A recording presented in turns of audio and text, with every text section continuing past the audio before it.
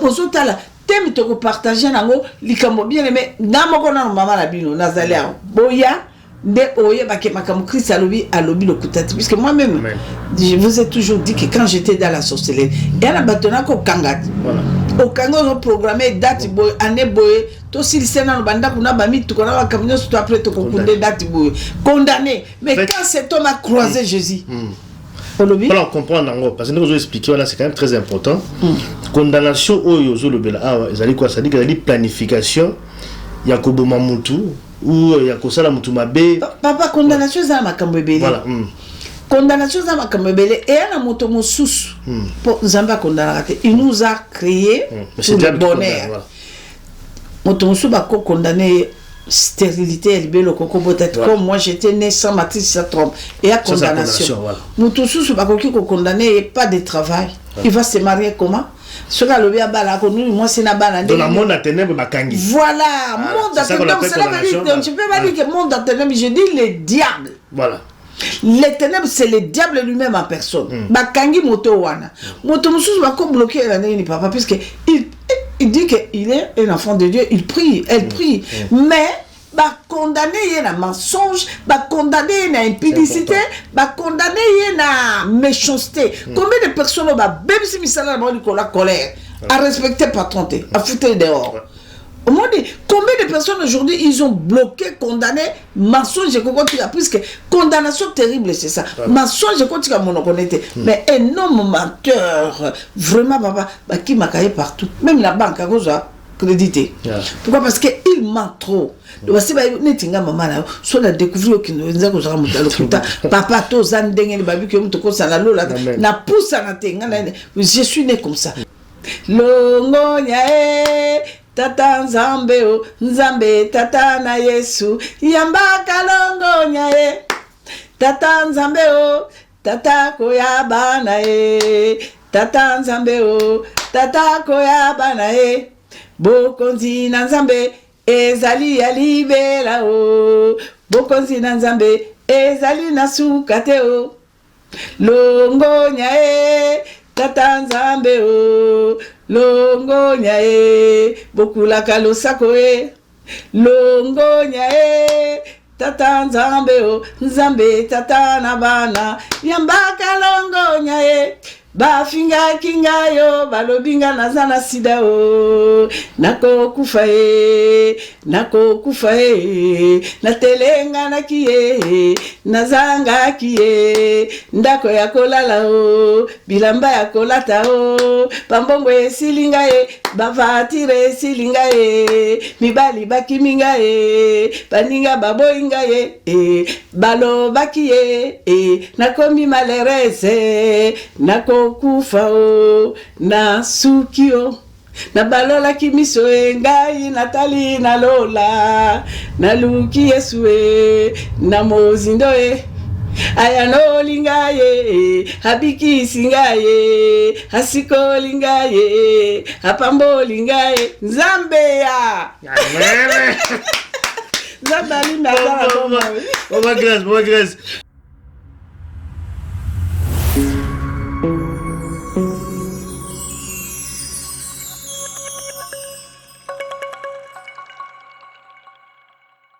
Pour commencer cette émission, nous vous présentons une agence, l'agence Amani International, une agence import-export vers Kinshasa, et bien pour tous vos colis, tous vos paquets, à destination donc de Kinshasa, une seule adresse, rue Anoul, numéro 8 à XL, Matongue, porte de Namur, numéro de contact, plus 32 24 11 92 22. Donc c'est une agence de notre sœur Magali, notre sœur en Christ, tout soutenirier.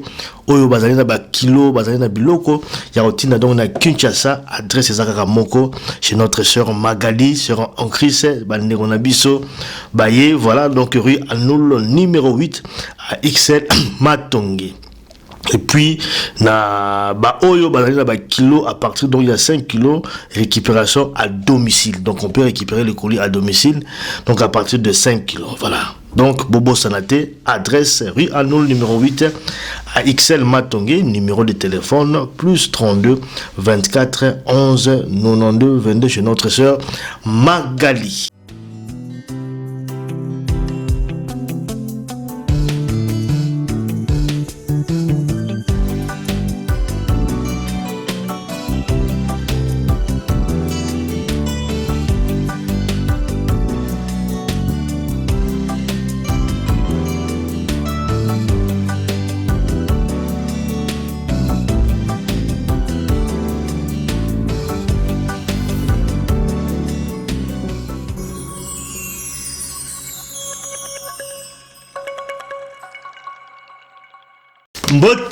Mbote bandeko balandi, merci en tout cas à okuta na bino lisusu la émission Bolandaka, dernier virage émission na bino Bolandaka biso partout à travers le monde. Encore une fois lelo na yambili bino encore une fois maman grâce et kala na mbote mingi merci Alimia zamba pambolo papa pour okanisanga suko alelo. Merci en tout cas, c'est vraiment avec beaucoup de plaisir dans ya maman Kalanga. Et bien lelo tokolobela maman makambo ebele comme toujours maman Kalanga. Dossier de besoin de reparler sur la conférence. Donc il y a Milulu de la guerre à Bruxelles, de la guerre à Belgique, Milulu est commis en France. Donc la date déjà ils allaient à fixer. Donc le 10, 11, 12 juin, conférence donc ils la Kuna. Donc 3 jours, Oyo, Nzambe Penza avec sa puissance là. Et dans 3 jours, on a d'abord premier jour sur les condamnations. Donc thème Bako, Nzamba Pessi. Pendant mon coloana, donc il y a les 10 sur les condamnations. Donc comprendre on a 4 émissions de la loi de grâce et condamnation. Oh, à ça dit condamnation, ni l'incolobani de condamnation parce que je vois que la condamnation. Mais on me rappelle qu'on expliquait bien encore moins mouqué dans 4 émissions de la. Et puis également deuxième jour et qu'on a la concert, présentation album et maman grâce à Yimbaka. Ayimbaka.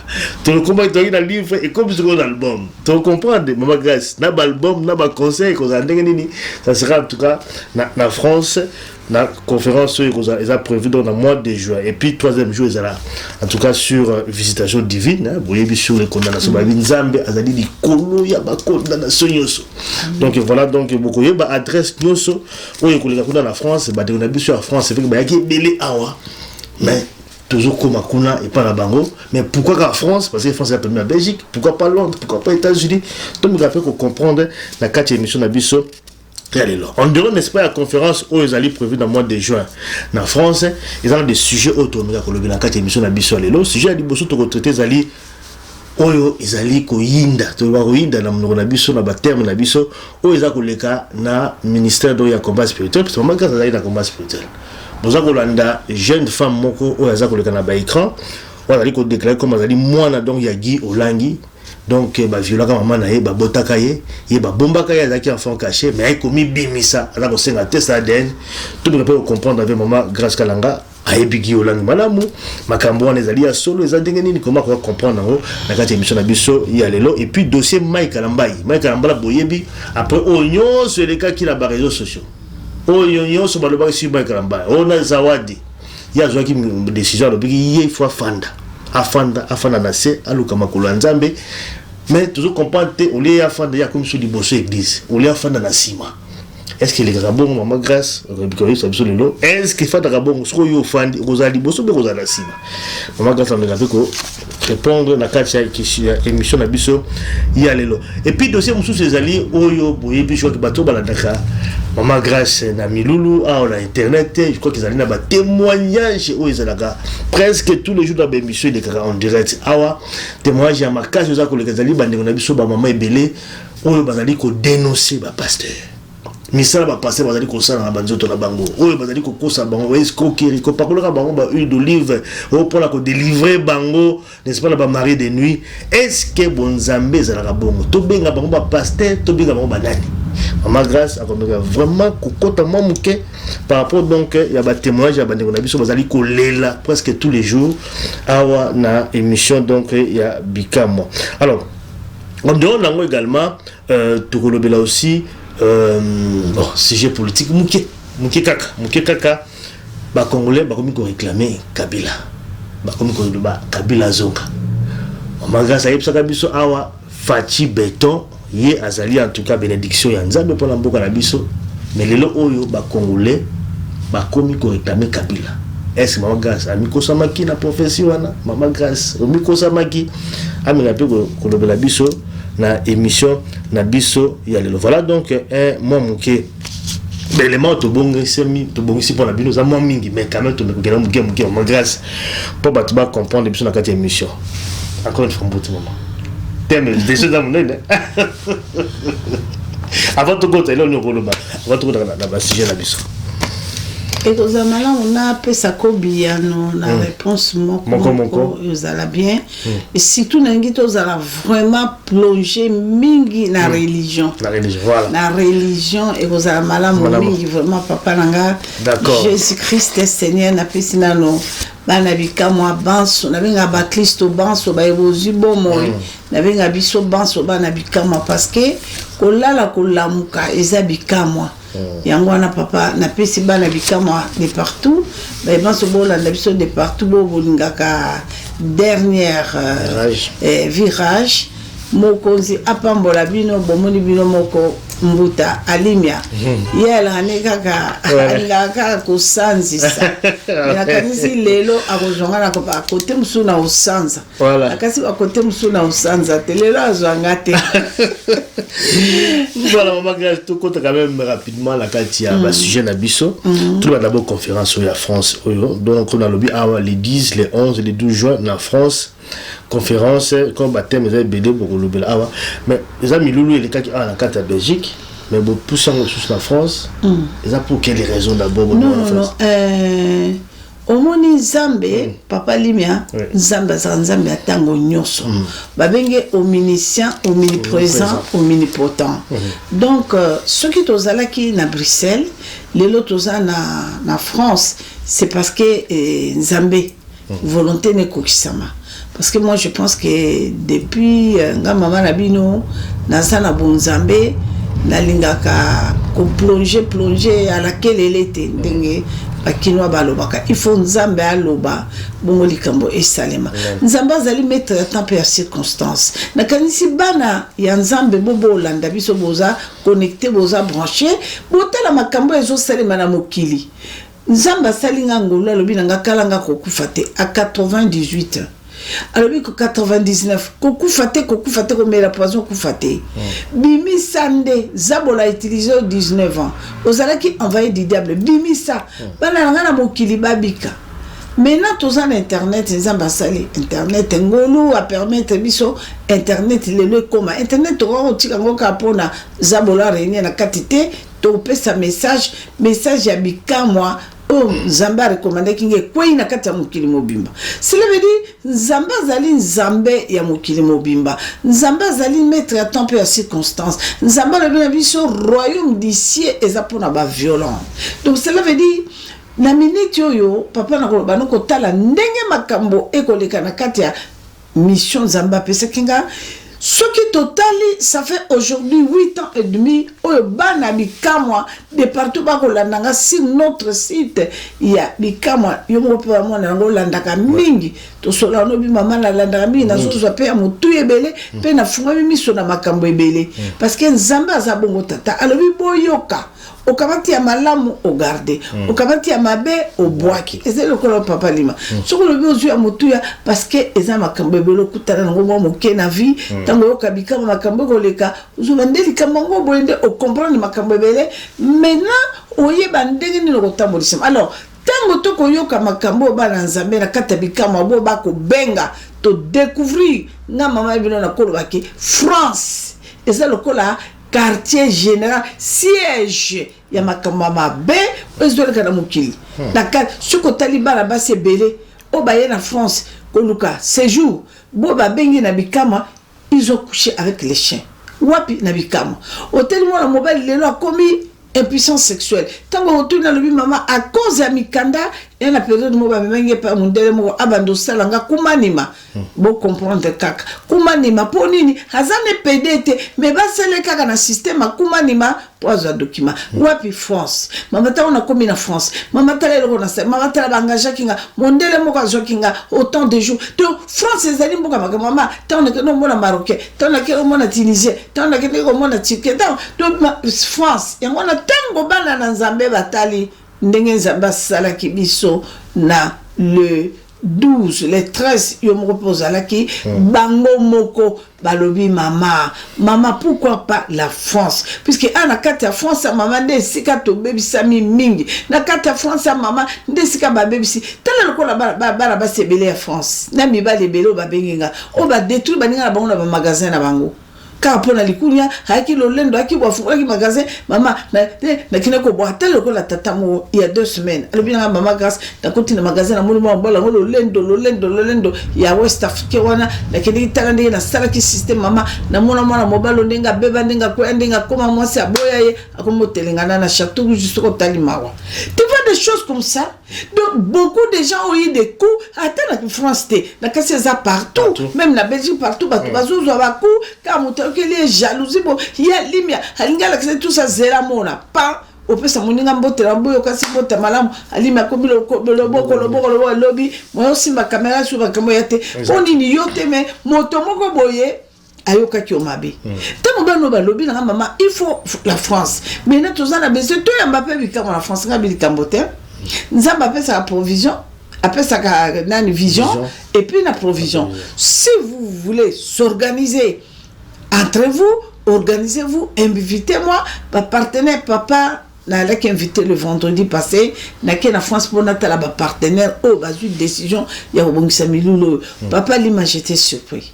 J'ai été surpris, n'a 10 personnes, n'a 4 personnes, n'a 3 personnes, non.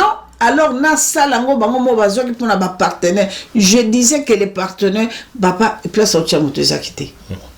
Donc, plein bango nyo surtout balobi mama nga état et nakolo ba devis on ngana kenye nango pona milulu wana mama ils m'ont surpris on ngana kenye nango comme idée bango babimisi makoki na bango plus de 4 fois plus double 4 fois babi mama on est là tous on a besoin ya oya puisque biso bana bikamwa tous on a besoin ka biso mon côté et suka ka biso mon côté na bandeko na biso mosusu pe bakangolama babikisama bo bayoka lingala te bo mama donc toza na besoin pona milulu wana biso tondimi yango mama ezala a j'ai dit OK.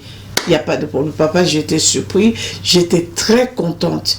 Et mon colongo, c'est là qu'il a benga qui m'appartenait pour la bonne de la pour la bango. Puisque France, les animaux qui l'ont, ceux qui zabolayo qui a télémi, surtout m'appartenait au bazo, puisque y a la monaka. Les compagnons de l'Éternel, ils allaient bateau oyo, ba soutenir qui mission ya Jésus et réussir. Na tenga la bi mais bango balingi ba bibisa makoki. Tika na kende na bonne de la pour la banana na benga bango moto na moto yaka na mafuta na huile d'olive. Je vais prier na ko sala bino prière la consacration pour zabola takebinote. Makambo ele kamala. Et quand moi je suis arrivé là-bas papa.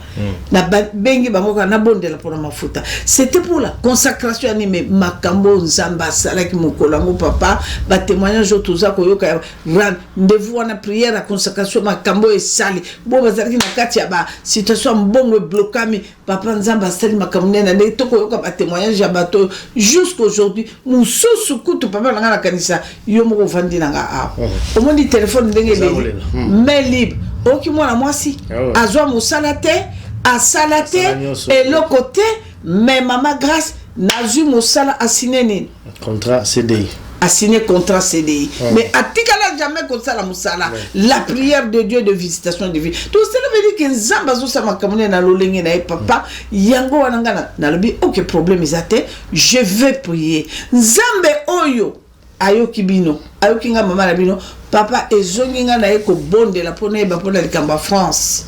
Nzambe moko akitia pesina tem na ye.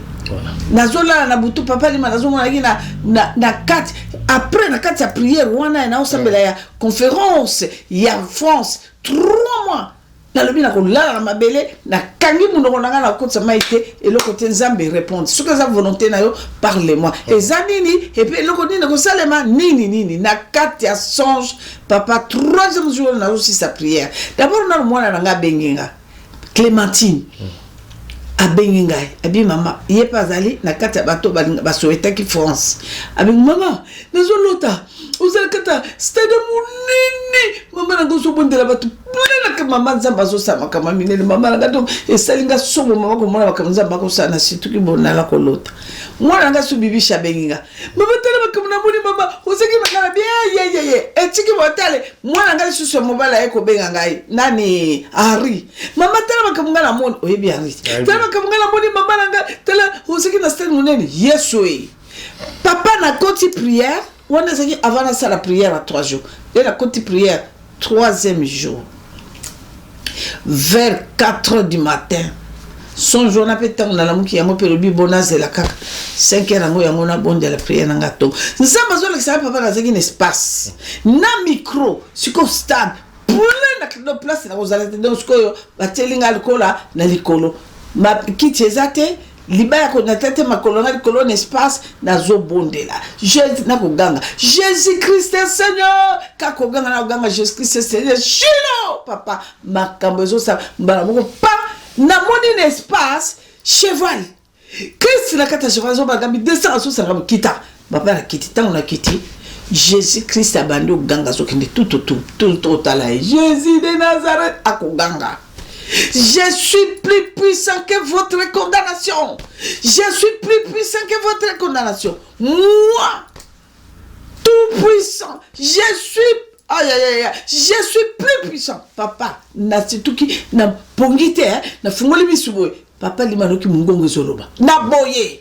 La kamati agenda na balamoko na noté.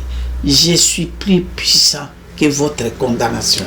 Donc cela veut dire nous sommes condamnés. Le monde est condamné, mais tout puissant, il est plus puissant. Cela veut dire que Moutou Nyoso Akoyana Milulu Wana Oaza condamné. Azo se sentir condamné quelque part, on ne sait pas. Condamnation Zana face belé, Ezama comme belé. Jésus-Christ de Bika-moi, il sera ce jour-là pour le libérer.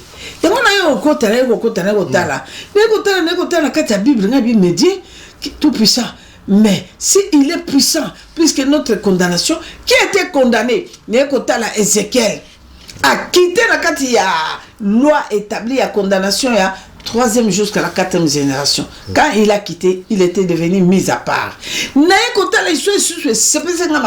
L'histoire de Daniel. Daniel Bandeko Abolingo. Roi Zalaki camarade à Daniel. Daniel a qui camarade à roi Bako solo la kitoko.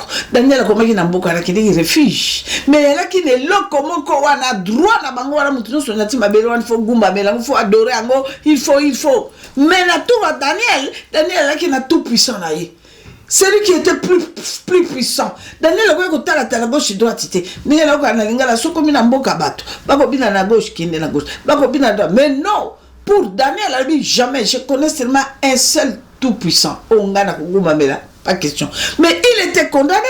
Il a refusé. Mibeko. Bachaki na katia libulu. Babioko liama. Muninga na camarade roi. Tangwa taliboye. Déjà ça signaki. Ayekota la Daniel a dit qu'est-ce que je veux faire.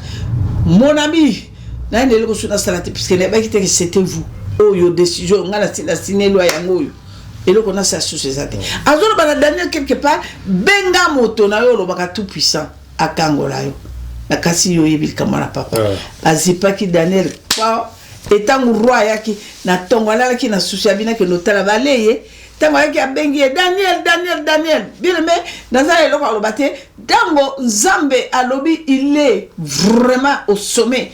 Azali kola condamnation na biso na kotala likambo ya Daniel ezaki toko mingi yango moni teme wana nazo préférer ko tia on kati na mokanda na Daniel Daniel chapitre 6 verset 22 à 23 Sotali 22 à 23 base la mululu mkolo wala to le likolo base la mululu OK mais la pesité mais il faut la passer quand même passage et dans le passage à Daniel chapitre 6 verset 22 à 23 l'homme qui a été vraiment condamné mais après condamnation na ye ni nécessairement qui nazala ngana mingi ya kolobate nzambe azwa lokumu mokozi azwa lokumu alors na kopesa bino so bandeko botala so na livre ya Ézéchiel c'est très important botala na livre ya Ézéchiel et là on est comme là qui Ézéchiel après avoir donc être libéré quitter les liens et les condamnations suivre Jésus dans le livre d'Ézéchiel chapitre 2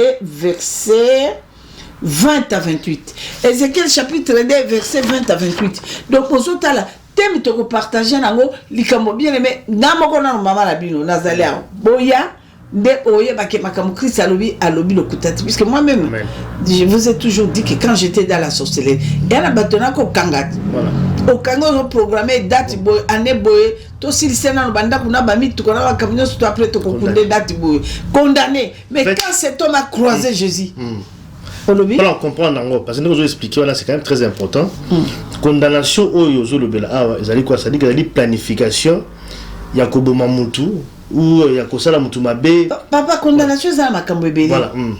Condamnation, c'est un makambebele. Et un motomo sous pour Zamba condamnation. Il nous a créé pour le bonheur. Motomo sous bako condamné. Stérilité, peut-être comme moi j'étais né sans matrice, ça trompe. Et à condamnation. Nous tous, ce qu'on condamné, pas de travail. Il va se marier comment? Ce que le bien moi c'est la banane. Dans le monde à ténèbres, voilà, monde à ténèbres, c'est la vérité. Tu peux pas dire que monde à ténèbres, je dis les diables. Voilà. Les ténèbres, c'est le diable lui-même en personne. Bakangi moto wana. Moto mususu va comme bloquer la nani papa, puisque il dit qu'il est un enfant de Dieu, il prie, elle prie. Mais, condamner il y a un mensonge, condamner il y a une impudicité, condamner il y a une méchanceté. Combien de personnes ont même si misala la colère, à respecter patron, à foutre dehors. Au moins, combien de personnes aujourd'hui ils ont bloqué, condamné, mensonge, puisque condamnation terrible, c'est ça. Mensonge, mais un homme menteur, vraiment, papa, qui m'a caillé partout. Même la banque, à cause de crédité.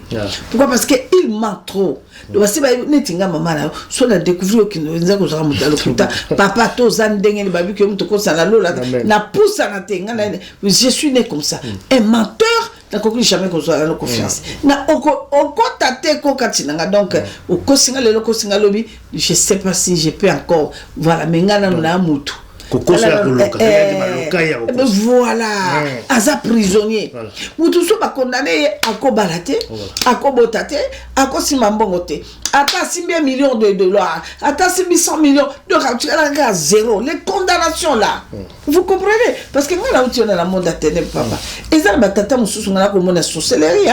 Au moins, quand tu vas dans une étoile na bango ateki, ma ben yangon kodia. Nakati ya famille ateki banana pesikuna pour ya zoka moi titre moi muketa musa ki capitaine comme général doit ateki la oui mais Bible le bien ngwate papa la sorcellerie familiale du sang c'est nzamba lobini abiso lingo na mukile mikolo bele ni to sa baboti honorer bango ça so honorer bango donc on dit que nzamba so peut sa pouvoir na ba parents que bango de bazaba nzamba muki abi bino bomona nganga bomona ngate boto sana nzamba donc le sang. Tant on t'attend à ça, kamati yo ateka yo quelque part. Ateka vina yo, akamata kota kodia ube bobo bana 5. Ana mona moya linga mingi. Akamati beton na bino bana sous 5. Apesi na moko. Tu as droit ce jour-là de venir. Parce que Dieu va te libérer, il est plus puissant que cette condamnation. Condamnation pas condamné na mokili. Non. Si vous avez condamné à péché, tu fais le péché, mais quand tu viens à la rencontre de Dieu,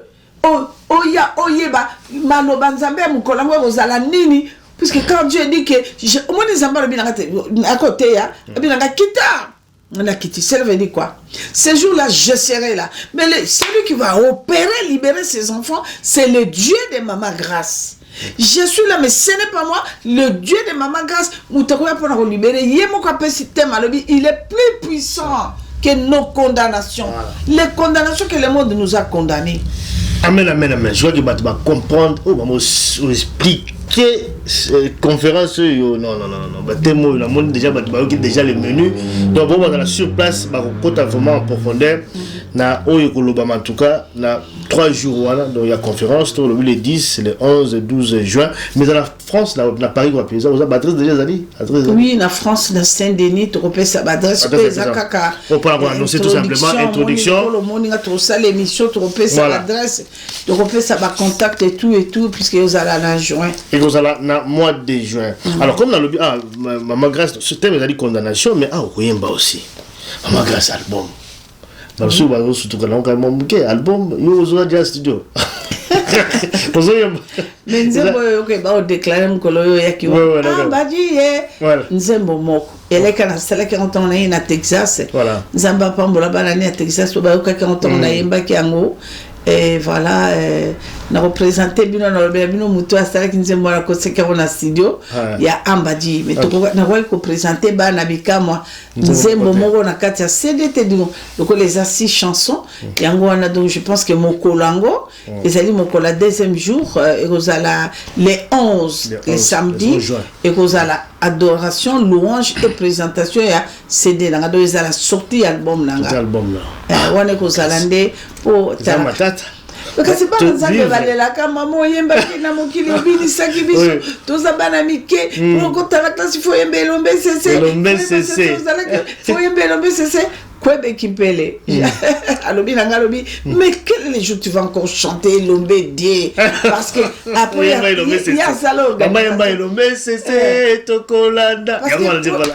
Kwebe Kimpele ba organiser eloko mo nene na tango ya deuxième république. C'était na palais du peuple. Ba benga ba jury ba nani bana ba tobayaki le maréchal était là, c'était la nuit tango ba concours. Ya kota les chansons meilleures, il y a révolution j'étais surpris donc tant que voilà c'est la chanson Elombe CC Kalanga moi nazai non donc moi-même j'étais surpris donc nazo qui ba médaille ba nini tout ça là mais c'est comme maintenant j'ai chanté pour l'homme de ce monde une pluie paix à son âme l'homme que j'aimais beaucoup oui il faut reconnaître donc voilà sikoyo lelo yemei pana baza mama gase posiko nzambe no koyemba te yango na no mukolango papa limia na ko bimisa anzembo na ngai oyo nzamba tchekinga que ça pris le temps et là qui livre mais na bato comme mais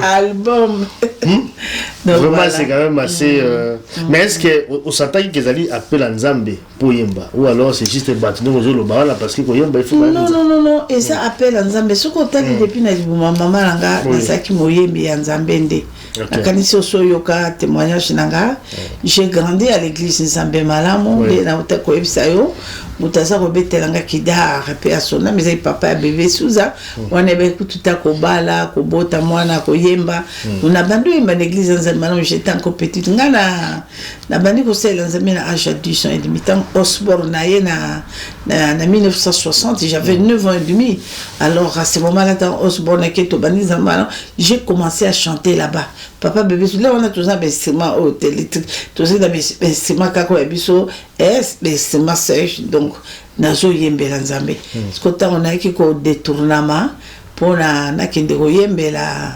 mokili Elombe c'est voilà la casse l'histoire c'est mon mari soit disant l'homme de Dieu qui m'avait envoyé yemba tout ça là na zo ba grade mais elo connaît Nzambe c'est qui nangoka mais lelo je suis en vie même maintenant là comme je vieillis et c'est le côté les temps où nous allons permettre ngana zana mokili on a zo témoigner grandeur et puis naza ko yemba voilà donc ce ko yemba bêtement moké comme moi capella ça va malama tout ma grâce en exclusivité dans le dernier virage avant l'album Bima Mama dans la studio tout vraiment moké a capella bana Nzambe na kati album nanga na boyoka majorité banzembo mwa misato ekozala na Chiluba donc moi muke moi kapela muke ya Chiluba et puis moi kapela muke ya Mukuse na Lingala donc nazo yemba nzembo ya Chiluba wa moi muke boyoka na ko luko Nzambe nanga nazo kindo lukaka yo Nzambe nanga répondre nga Nzambe répondre ngai nani sika musu akokimela te makambo nyonso ya mabe ya mokili kaka ngai bana na ngai pasi kaka ngai minyoko kaka ngai Nzambe na ngai pesanga réponse ngenda kukeba Yeswe, ngenda kukeba mwata, ngenda kukeba Yeswe, chulumbai wani nganda mune, ngenda kukeba mwata, ngenda kukeba Yeswe, ngenda kukeba chulumbai, chulumbai wani nganda mune, ngenda kukeba mwata, ngenda kukeba Yeswe, ngenda kukeba Josie, chulumbai wani nganda mune. Bana bani kukenga, zambi meme kukenga, bana bani kukenge, zambi meme kukenga, ngenda kukeba chulobwe, ngenda kukeba Yeswe, ngenda kukeba mwata, chulumbai wani nganda mune. Ah ouais. Alors, il y a Lingala et Zoembaboy. Et le biboy. Longo nyae, tata nzambe o, longo nyae, bokulaka longo nyae, longo nyae, tata nzambe o, nzambe tata na Yesu, yambaka longo nyae, tata nzambe o, tata koyaba na e, tata nzambe o, tata koyaba na e, bokonzi na nzambe, ezali ya libela o, bokonzi na nzambe, ezali na sukate o, longo nyae, tata nzambe o, longo nyae, bokulaka losako e, longo nyae, tata nzambe o, nzambe tata na bana, yambaka longo nyae, bafinga kinga yo, balobinga nazana sida o, nako kufa e, natelenga na kie, nazanga kie, ndako ya kolala o, bilamba ya kolata o, pambongo silinga e, bavatire silinga e, mibali bakiminga e, baninga baboinga e, balo bakie e, nakomi malerese, nako kufa o, na sukio, na balola kimiso e, ngai natali na lola, na luki Yesu e, na mozindo e, ayano lingaye, habiki singaye, hasiko lingaye, apambo lingaye, nzambe ya.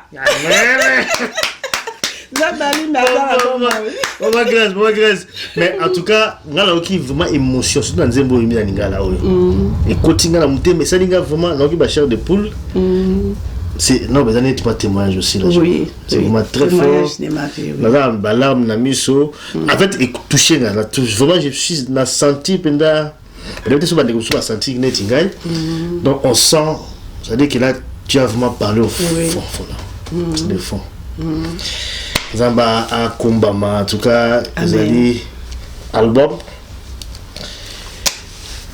mais vous avez présentation à Paris, donc on le 11 juin 2022, je crois que album et Gobima, Boyoka, présentation dans la concert au Betama par rapport, donc il y a deuxième jour, il y a conférence, où ils allaient donc en France, on a habité, avant peut-être passer, je crois que tu as un thème, on va trouver dans le deuxième dossier. Alors, pour la conférence, donc où ils arrivent à Bruxelles, Awa, tu vois qu'il y a un peu partout, dans les États-Unis, tout ça là, et en France, on a peu de choses, tu peux pas en France, parce que la France, on a des centres,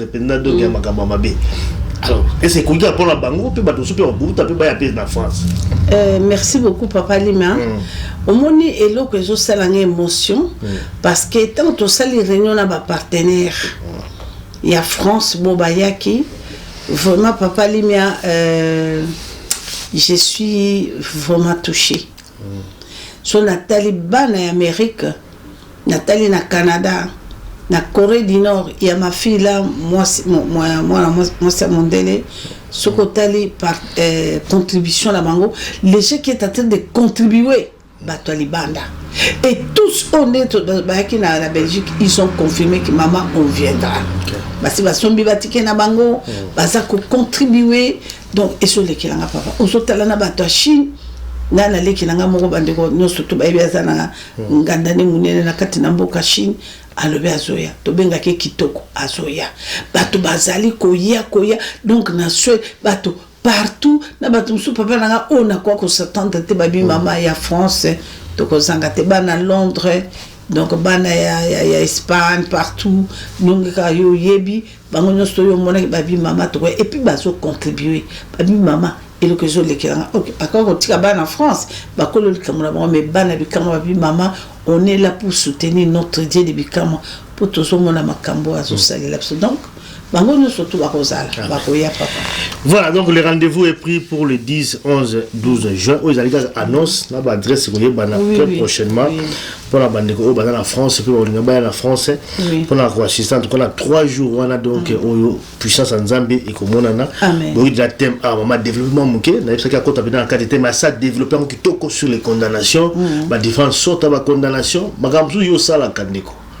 Musaloka koyiba ezata sous condamnation. Koyiba pona yo comment le rôle malade. Il faut ka koyiba. Ozoyeba te za condamnation. Donc eza makambo vraiment oyo bato bele bakuta nango sur les condamnations. Parce que yeba ka pété, bakazane dizango normal et comment normal peut-être normal te. To bakanga quelque part pour ça la kabilo qu'on a donc ya mabé. Voilà, donc on est allé pour la première partie, il y a émission d'abus sur le tout quand même un sujet. Rapidement, deuxième acteur sur le bon. Voilà, tout quand même rapidement la deuxième sujet d'abus. Oyo les alliés koleka na ministère donc il y a combat spirituel. Guy Olangi, moi là donc il y a maman Olangi, Guy Olangi aux alliés kokamba église, il me allés sur le chef spirituel. Oui. La cellule. Alors les alliés scandale mon ko za koleka na réseaux sociaux, ils en a moi si maman mo za koleka lobi ya za moi naï. Donc la viola maman naïe et puis bakene ko bombaye tout ça pour banate mais il y a ekobima. La sainte Saden a déclaré qu'il y a Zalindoki, Giolanga, Zalindoki, Adam Salama Pedro, lobby Babilo Komoko, impossible. Donc, yo zalagi na ministère de combat spirituel. Est-ce que l'histoire yo yebakiano ou besoin mon ondengeni?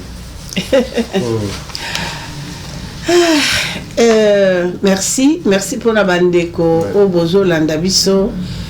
Ngana ko lobelo papa vraiment ezali mawamingi. Moi, je pense que l'interview nanga nyonso oyo bato ba tunanga si les combats spirituels, si les couples, maman Elisabeth Osho, Olangi personam, et papa Nabiso, papa Nabiso Oude. Olangi personam nakasi nako changer langage te hein. Nako changer langage te pour na couple wana ce sont mes parents spirituels, j'ai reconnu et na reconnu takango parce que na vanda na bango puis mikolomi balemi satomi nete je suis resté avec elle longtemps. Basunga na nini na Angola mama Olangi na papa Olangi bayaki na conférence na France. Nakasile wana mama Daniel na papa Daniel Mukengo bazalaki ba responsable et ministère au niveau Europe. Tant maman comme en France a coûté plein de monde puisque ministère combat spirituel balako du temps en Europe il y a qui de bo sanité les balobi et les balobiennes toujours balaki qu'on rencontrer n'importe quoi. Ils n'acceptaient pas que les combats spirituels existent.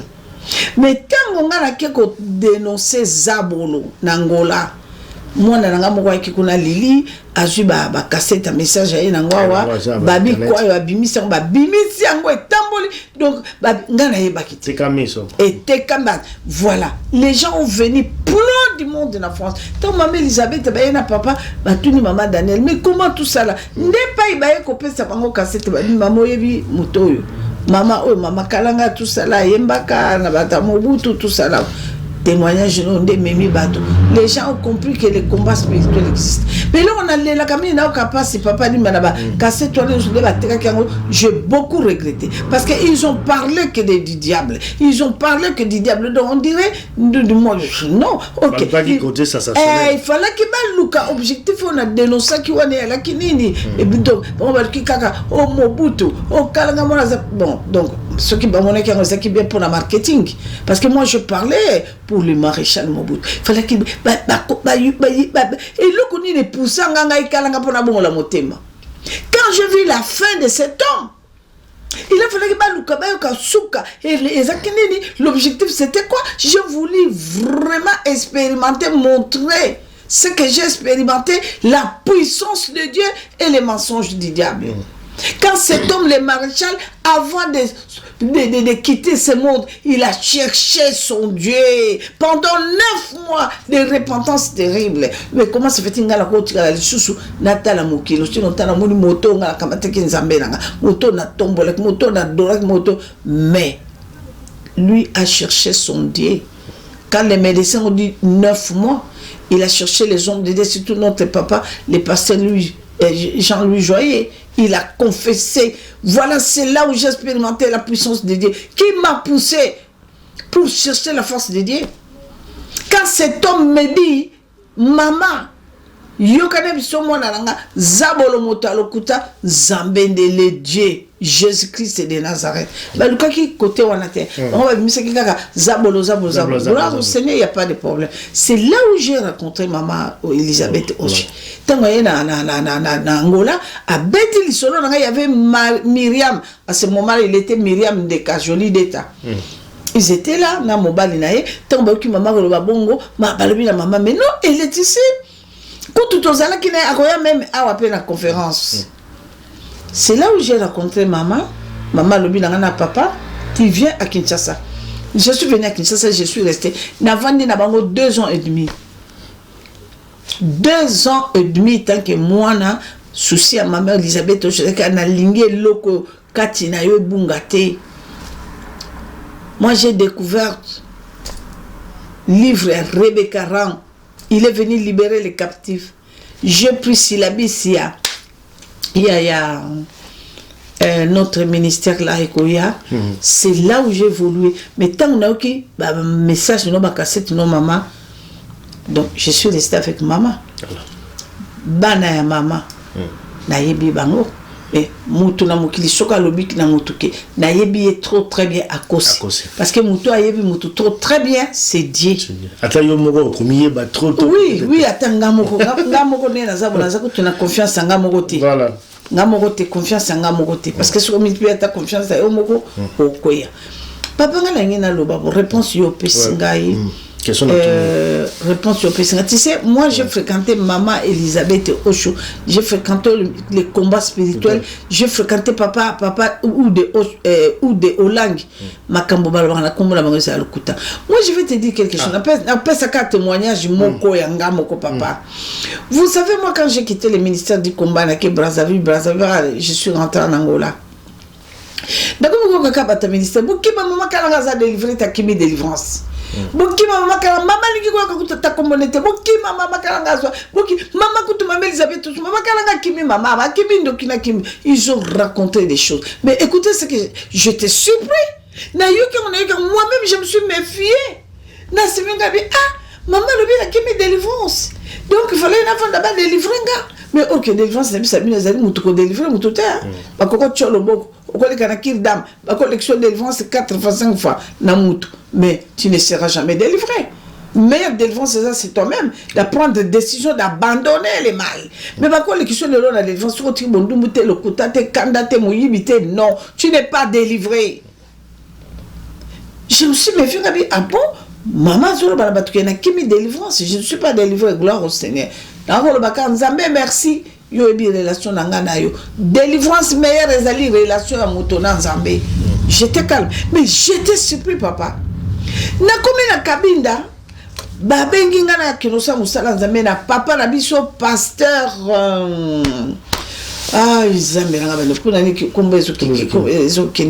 le pasteur là, il était le pasteur Azala qui chargeait le ministère du combat spirituel na kabinda. Aza pasteur mais à ça combattant, ceux qui a besoin, il y a baptisé, ceux qui a besoin, il y a cette scène, alors le pasteur, papa Badi Banga, le pasteur Badi Banga. Pasteur Badi Banga, qui est le ministère du combat, et puis qui a fait moi, pour notre sambeli, ba missionné, ba yambinga, maman grâce tout ça. Écoutez papa, na l'église, il y a pasteur tant tout ça, les publicités, ba fiche, tout ça là, maman karanga. Papa, mboka kabinda inengani. Ce qu'on a passé en église ya ki moke, bakiti ya ki moke, instrument ezala ki valable te, moi biloko kozanga. Les dimanches, tu as une adoration. Tant aussi cette adoration. Les passés, bah, dit, banga sengi, papa, Ozaki, responsable missionnaire, nyonso. Abi, yo mo bi niveau église ezali. Tout ça, l'instrument, tu as le côté, tout ça, bah, qui dit, il faut instrument, il faut tout ça là, bah, yembi, paye tout ça là. Cet homme a dit, ngana na problème, mais je vais demander l'autorisation à maman. N'a tout l'autorisation à maman, maman, ce qui a autorisé, topé ça va quitter, topé c'est l'eau, tout ça là, il n'y a pas de problème. Papa n'a vendu la kangi, gabi maman lingangate. Tango yoka ki mama kalanga, ngana sina kima kuna délivrance, na kosuka wapi, batu na mama, oulala. Papa n'a biso na kasi faisait la papa Jeff, si je me trompe pas. Aza keniki ko benga mama na kuku. Tu sais que ma papa on a bimi na téléphone pour na ko pesa na sola na mama. Yo kama mama zolo balanga lobi mama grâce na ngazamba pambola yo. Nazalaki ko bangela yo na pointe noire. Temu na seko yo kami selo zusa na pointe noire na ko kadenge ba sire na ko ninga na ko yo ko sa musalati na stade Kokolokopa yo yaki cimetière. Mama nazalaki ko banga na ndemo osirati metango vandi na pointe noire o seli musala nyos abi moi j'ai perdu combien de missionnaires na pointe noire mais yo ke kuno attaquer sirène mokile ningani pointe noire ba somo ba mama elelo olongwe na mboka wana mokonza batela yo mokonza zala na yo abi na tuko bisa papa wana ba pesa instrument na bango moko pe missionnaires to ba kene bazo kanga bana ba mokile mbe yo kanga batuna Batuna likambo c'était la cabine papa Jeff si je me trompe comme on est Jeff je crois asi responsable missionnaire la casse la minute azana Luanda et papa maman le va soutenir nga à 100% à tout le monde là bien et pourtant ce n'est pas le ministère du combat toujours la question oui et cela veut dire papa makambu bato balobaka moi nangali ma contre le ministère du combat contre maman Olangi contre Balane moi je peux te poser la question. Quand tu regardes bien la fille là, tala kaka moi on a moi sur contre Guy Olang, tala ye kaka. Est-ce qu'une fille qui vient auprès de son père pour papa na reconnaître papa na joyer akoya na attitude wana? Regarde comment il parle avec la haine, avec la haine. Non, avec la haine. Mais si tu cherches ton père à reconnaître, comment tu peux s'attaquiner à sa magicien, à sa boyer, à sa... Il injurie les parents. Papa, moi, je ne peux pas juger. C'est Dieu qui connaît la vérité. Mais pour moi, avec l'expérience que j'ai, moi, on a poussé. Puisque, ce qui est contradiction. Maman na ye papa yo ndimi mutu ba ko sukola mwana mama ko sukola mwana subi ba sukola mwana bo ba bébé ata ko déplacer ango ko déplacer combien de minutes ko ya mutu aye yibi mwana contradiction c'est faux archi faux pour moi ça m'engage que moi non faux archi faux mama ya mwana wana za na kati Kinshasa mwana neti ko telengana na komina ba lingala facile maman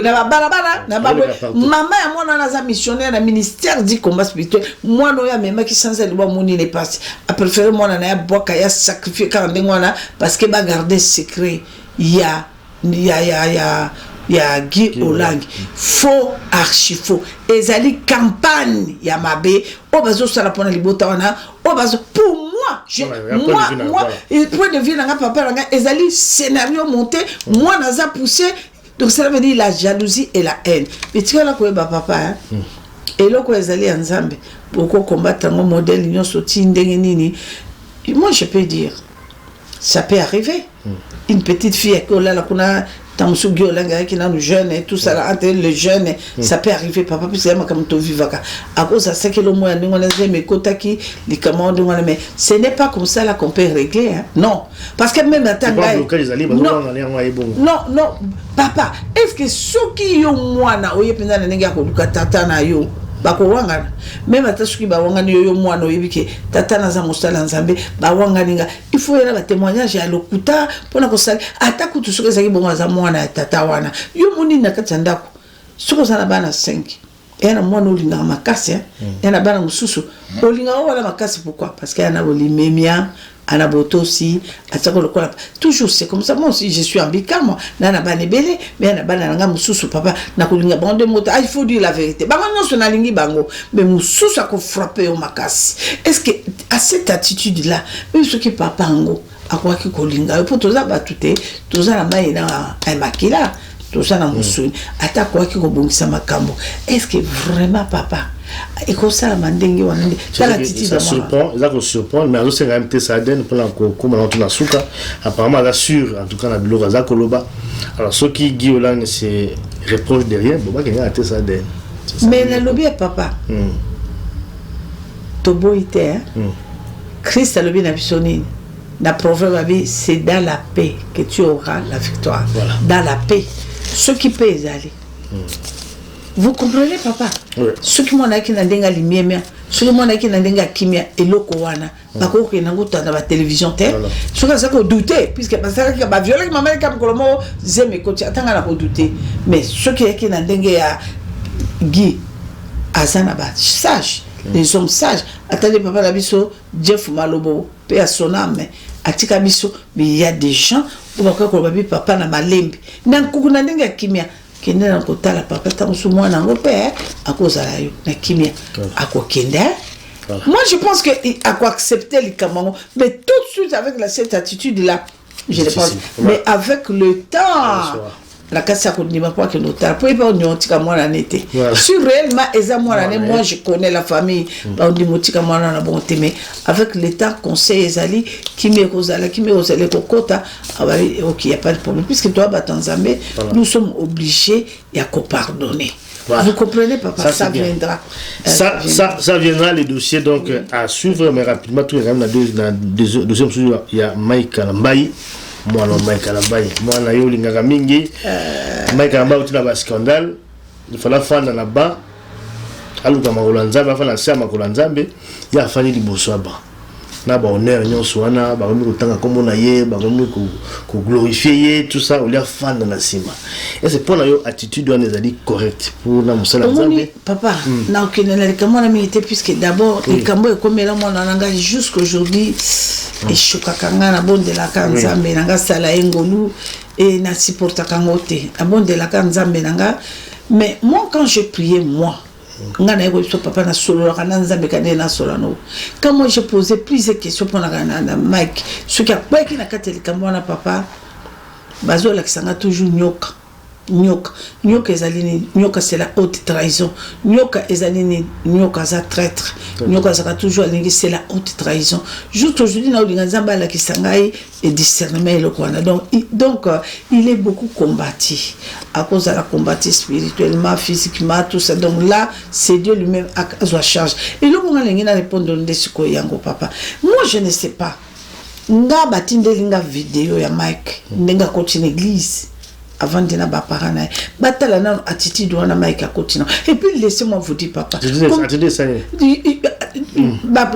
donc telle attitude à côté l'église côté église à côté d'abord Mike avant côté dans l'église et le quoi le papa Mike asalaki avant côté l'église bato na pasteur mingi basala ngote ah wana Belgique na vende sana trois pasteurs oba kwa ine kobo ndengwana basingi bango na bato na minene que papa pour vendre ba ventité ba se révolter aboyi na mwa ba bimba ko sa l'église na bango hier ah wana katanina papa non l'église na yemo attention kasi likamute papa papa ngana ngena loba boya Mike d'abord nanu na bandimina ye il a demandé pardon alobi na vandi na lukana nzambe ngani na tuno papa ko vanda kiti batie bo papa nanga mwana nanga na ko vanda spiritualité na mutu na makamone décision ya zui bo nzambe c'est pas la même chose ko vanda kiti nga mama no na sinepsa OK nazaki sorcière likolo nanga na tie chaîne tanyoka à cause ya ko fula falanga na kisuki na côté de l'église ngancho na place na vanda kuna na fula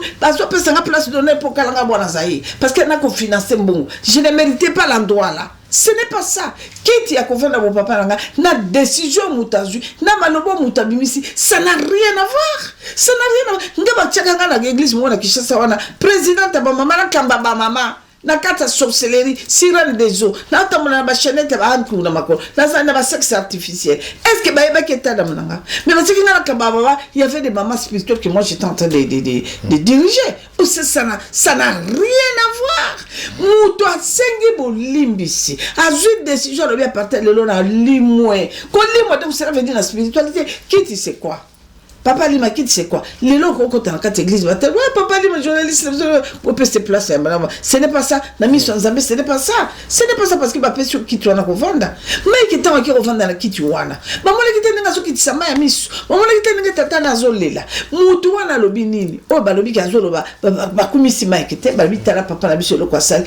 Kumisi Zambé te pied merci. Parce que papa la mission a son sima. Papa la mission a la lobby à mabé à vendre abungi azala akelo kola mundima vandi na kiti liboso kiti na sime bango wana obazoloba pona Mike bango bakoti ba prison basali ba dégâts somo ya grave et pas babimaki ouais parce que basali ma singata pardon tout le monde là qui est en train de parler c'est ma il n'est pas une basingata pardon Mike si il est combattu parce que azane loko na Zambé muto azane loko na Zambé bako combattre bo bako tchena libanda po wa olola combien de serviteurs baso ça ba crime ya grave dans un ministère à repentance papa okoyoka avant tu okoyoka makambezo bima ti lelo bazo tia bato babo bazo délivrer bato na ninga ya malamu te soki Mike asali mo erreur nzamba bimise puisque nzamba alingi Mike alingi ye parce que ça ne loko na Nzambe pour loko wana ebungate mais ce n'est pas dit que tant Mike akoti mo sala Nzambe wana boka ninga ba bisa bato possible Mike papa na biso aye to lingi ye kaka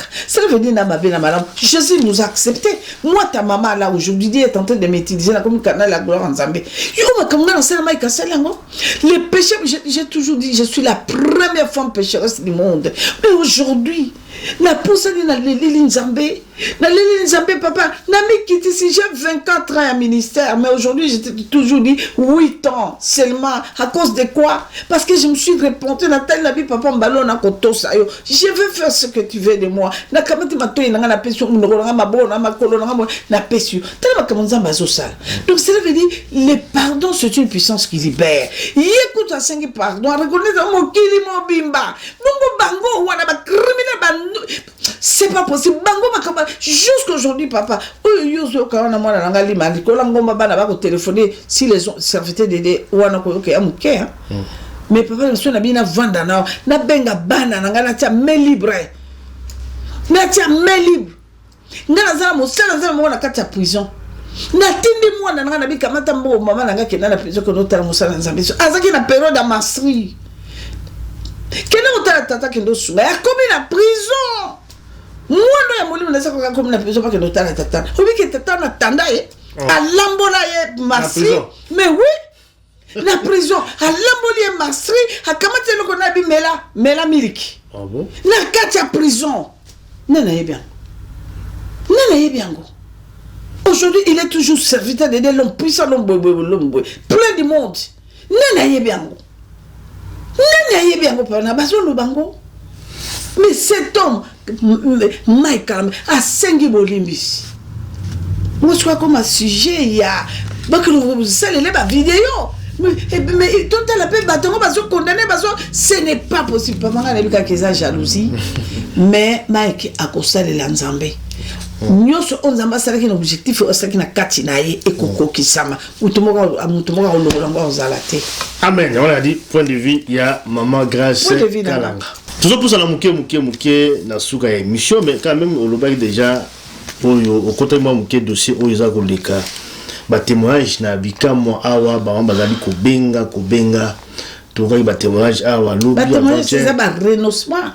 Voilà, donc bazali ko dénoncer pasteur oyo bazali ko pour la délivrer bango na ba de ko pakola ka bango ultime na nzeta bazoto na bango nyoso wana mais ba grata yo kata boyo ba bongo yo pose la ki ba côté no biloko ndingi ba nekuleka mais ce ko bato to ba pasteur to ba banani zanini comment ko décrire bango ma kala papa na ngana na lobanini nzamba sa loba na kata malobana bi mon peuple est détruit par faute de connaissance. L'ignorance détruit. Tala ba pasteur on a qui ça makamba osala mais tala na poto. Ba koya na poto tala jusqu'aujourd'hui ba collègue na bona kata ba système de ba ko sabato. On n'a pas certain. Mais le non, on n'a pas certain. Ça c'est un monstre. C'est un rituel, les années. Non, cela veut dire la sorcellerie. Et à bateau, à Nigeria, à Inde, à Simisi. Moi, j'ai toujours témoigné, non? Oui. Bateau, le nom de 2 pasteurs. Quand je suis allé en Nigeria, et pas à Baba, les magiciens Baba, là que nous avons dans la salle d'attente, j'ai trouvé les 2 pasteurs. Les gens bazala ki boya, les gens comment le moi les gens bazala ki boya. Na kuti moto batani ka be bopa. Ngana bango to yeba na kishasa te ko solate me kalanga moi na za les pasteurs, wana moi ba jeune ba yebo na moi moto na bango wana. Dans Nathalie bango misu bona fixé bango pour ba ke na découvrir Nathalie bango makala à l'époque miso ga. Nathalie bango na miso bango mi bali bona te bango bita ba petu. Non on ni no tout ça. Ba comme comme moi quoi télé moi comme moi va changer salle d'attente nous aura des salles d'attente quand il va changer wa mais là on a zone na Kinshasa papa là na ko tout la kaka na tout na zone na Kinshasa na kutana na bango mi baleti na tuni mo na bango na bi écoutez-moi l'homme de Dieu to kutana kinokula et pas ya tata wana kuna bino basala nzambe wana moto tisku bozana moto papa kuna bokeno sana et puis bakatata na bana to tema bakalanga to mona kiyo oui surtout que kuna puisque batumo bazoya na délivrance c'est ça qui est bien compliqué ce que tu n'as bien que pas baba na que pas mazise baba il fallait to comme pas mazise baba to vivre et to enregistrer to na boniko moto il a besoin d'un numéro ngabi na lobby ngabi papa siko yo bengi ngana ya to sala no musala nzambe mais ngana usala no musala nzambe ni nda ngana mona ki okuna c'est veut dire yo bengi nga pozo musela ngani subila kwa no bio longolelo kwa zakati habite mama tika mutu wana baba to yambi bato ya minene to yambi bataba mobuta wako ya délivrance n'est pas fallait to que biso to croiser baba ngabi me obi ngana solo na baba très bien na solo la kina baba na tuni bango bato mi balona babi nga balobi ke yende maître na bino yende mutako pesa bino ba puissance wa siko yebisanga. Vous vous rendez compte? Donc, oui, papa, pourquoi on tourne à la bino pourquoi il y a des délivrance? Pourquoi il y a des délivrance puisque ma c'est pas quoi il s'accate.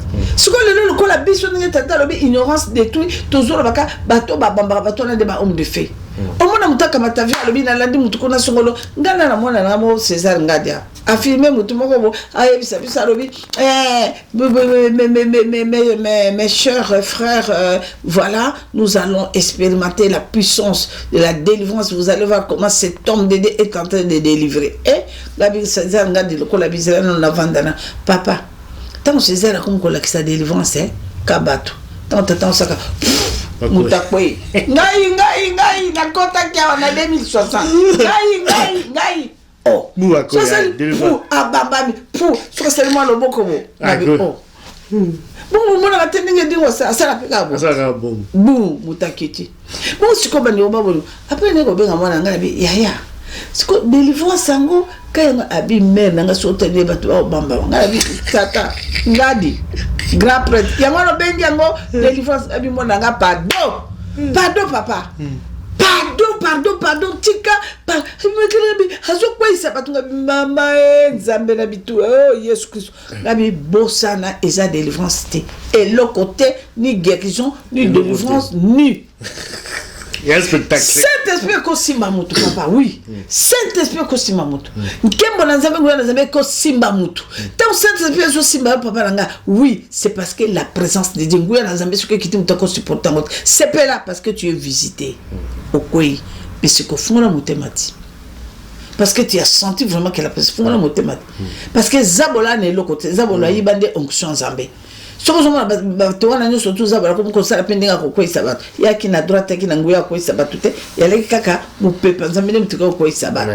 Mais si quoi yo, faut la motémati. C'est ça papa, ce n'est pas la délivrance. Il y a moi donc dans la cour le vélo papa dans la canisi n'a pas sur penser à moi réponse. Pasteur voilà donc. Non, pasteur voilà ce sont des sorciers, ce sont des voix et puis on a besoin de retirer ni temps ça la bon qu'est-ce qui est en sorcier. Baza ko envoûter bango, baza ko bloquer bango, c'est quoi quand ils font des rituels comme ça ko pas kolani baba futa wana ba huile na kaja ba nizo to na bango tout ça. Mais ngana et puis pasteur moko dommage Personnel malgré Koufatika là-bas, les Babiloko, qui tout ça là. Moi, je les connais. Il est missionnaire, qui ça la temple, c'est bon, ça dit temple à Tonga, c'est à Bakot, c'est la théologie, comment il te comment ça, parce que tout comme pour la compréhension, il y a les qu'on a papa dans la bâtiment, ça peut poser pour ma bourgeoisie, et toi, la maison qui est. Et toi, les gens qui est.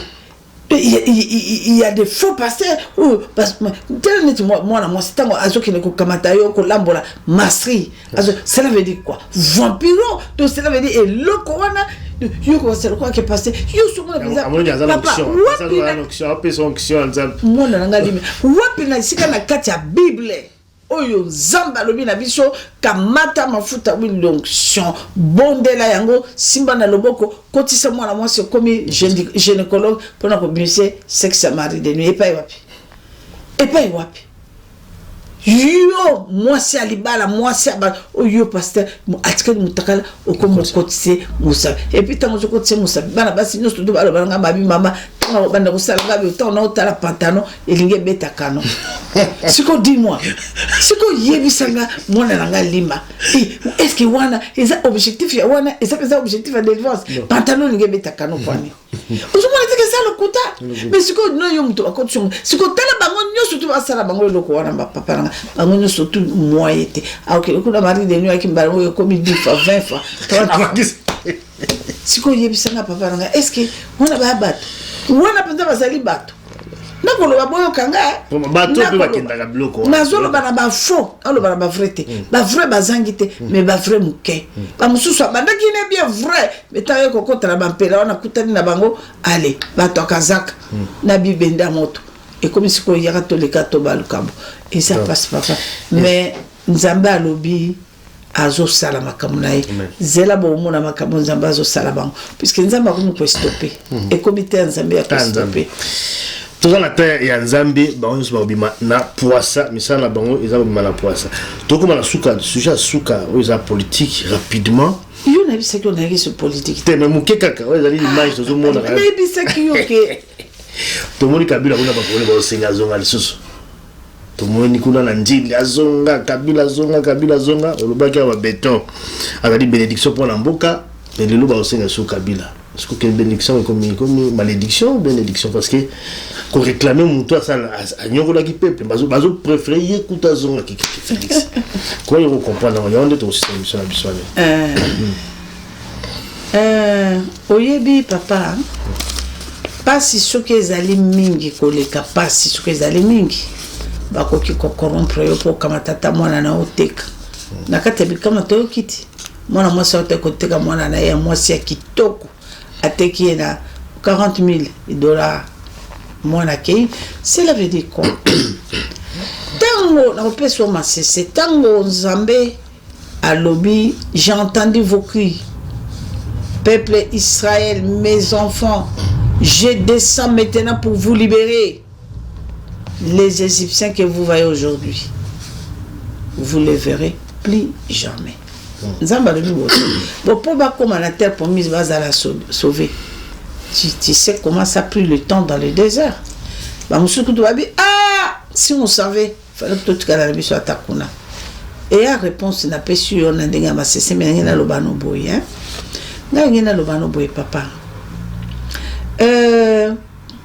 soki nzamba telemisi moto pona azala bénédiction na yo ato monango lelo te monango lobité soki nzambe uta telemisaki comme moi j'ai parlé et kokokisama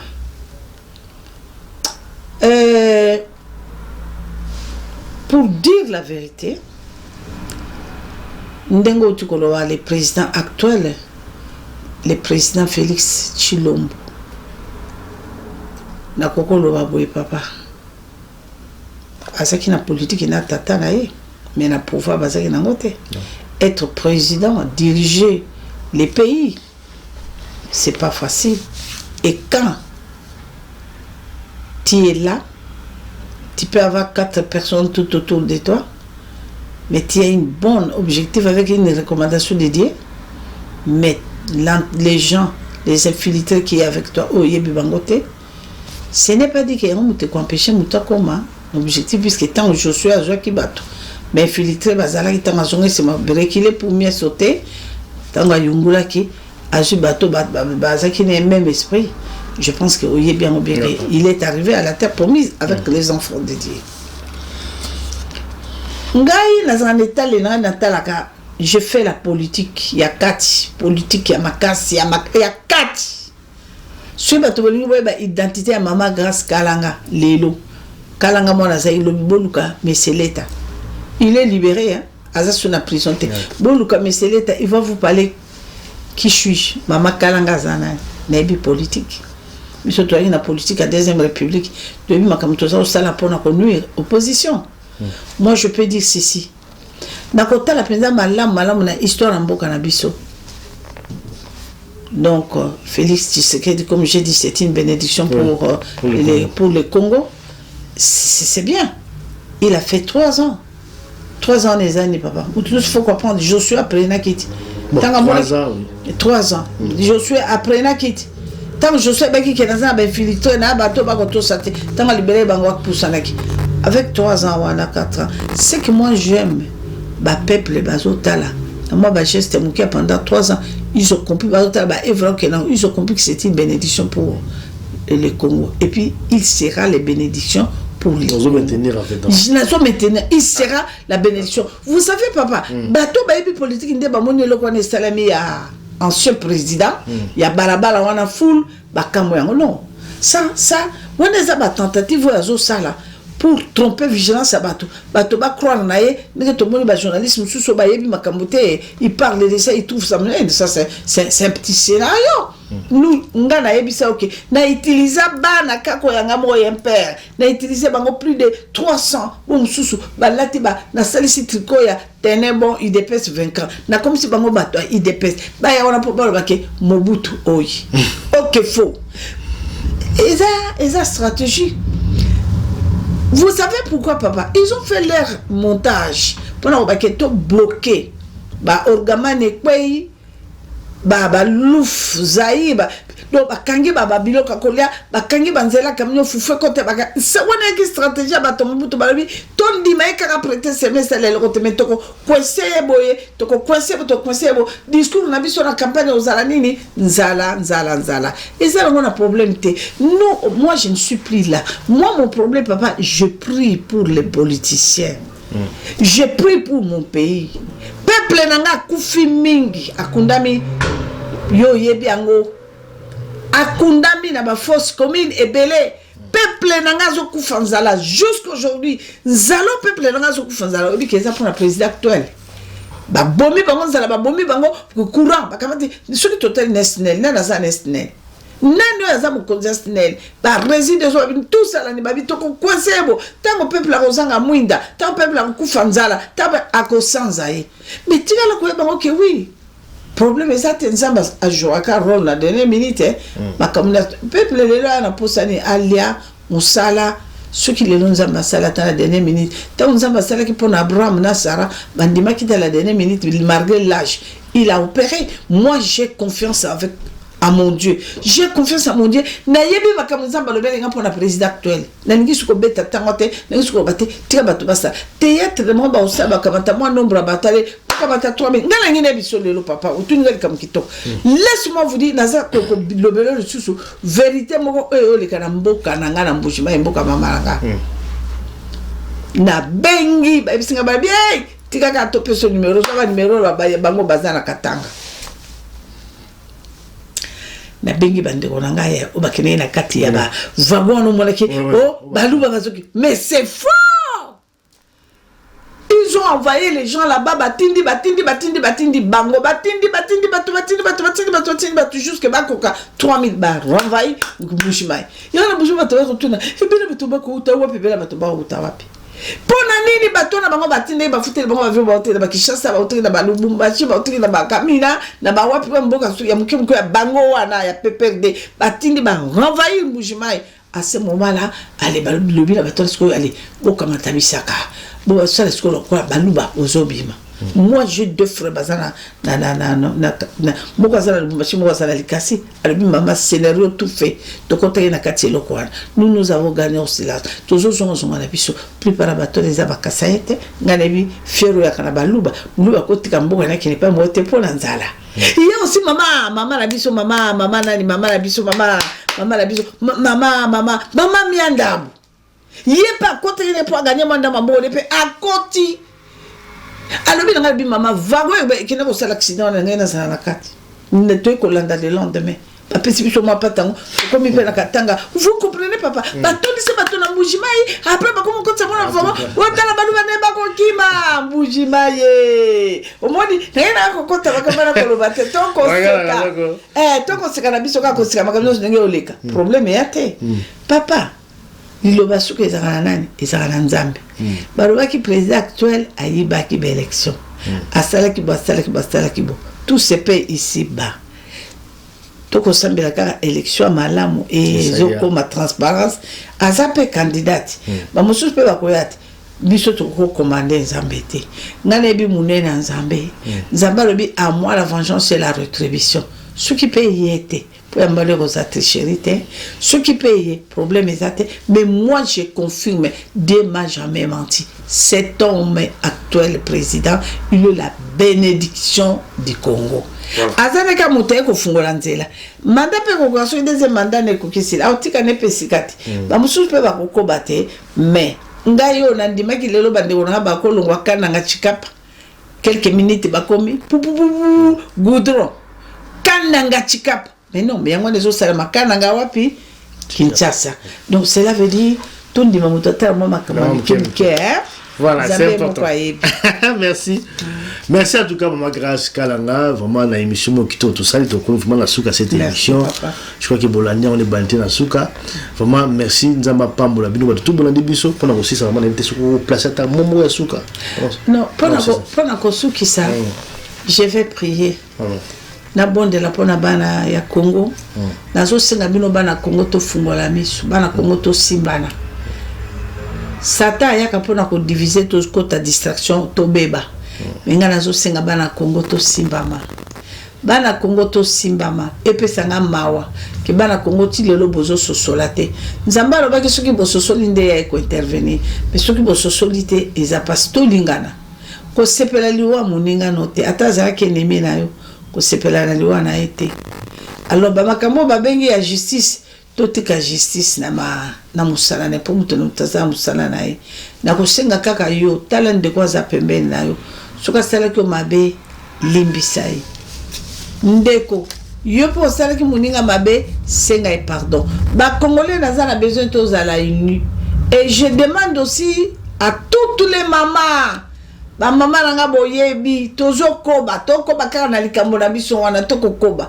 non stop toutes les mamans surtout ba mama jubilé ba mama on de la rapport na RDC tozo koba kaka na likambo na biso wana non stop et puis ndenge kana ba ina bino rendez-vous ya les 6 c'est bon na ko sala so rapidement na ko yakuna ya on azo senga na mama Tina na aussi la matima tina ba mama ba ya nyusute ba ka délégation à 5 personnes bongo tokutana na pesa mot d'ordre oyo pe muke na osala nango na zo kumbela bino selo monene na nzambe pona ko encourager bino nzambe atiki biso te tokoba likamba Kongo tokotika la sikote non stop j'insiste yango na bala na nzambe na ko bondela pona biso nzambe abikamo nzambe na bomo loboko na ngetala mwana na moto te na kati loboko nga na tomboli ya masungu na bwaki na lati loboko na yo na kombo na Yesu Kristo tata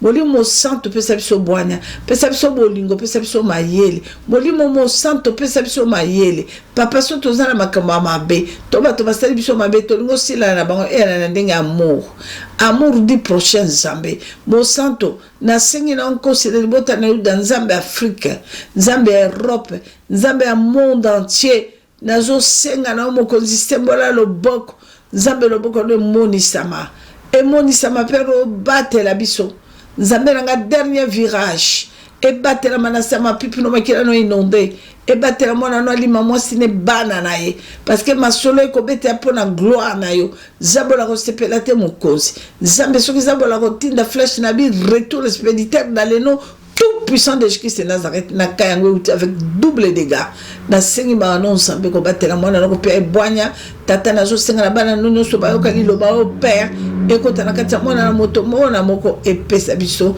esengo zambe merci na tikili susu zambe na bomo conférence en France kolo la bilaka le 9 le 10 le 11 le 12 zambo zala na biso zambe simba bitema na bana no to ana besoin to croiser yo Totatolo mokonzi. Merci pour tout. Tokobangelo ko te poso salina. Kombo na Yesu Christ. Waze musipomba tenebiso. Amen, amen, amen. Amen, amen, amen, amen. Merci, merci, merci. Vraiment grâce, merci la mission qui te continue la prière. Il y a vraiment ici vraiment émission na biso otobobi la bino lelo. Boutika mala musique bozali to kuta na mbalasima. Merci et à très bientôt. Ciao ciao.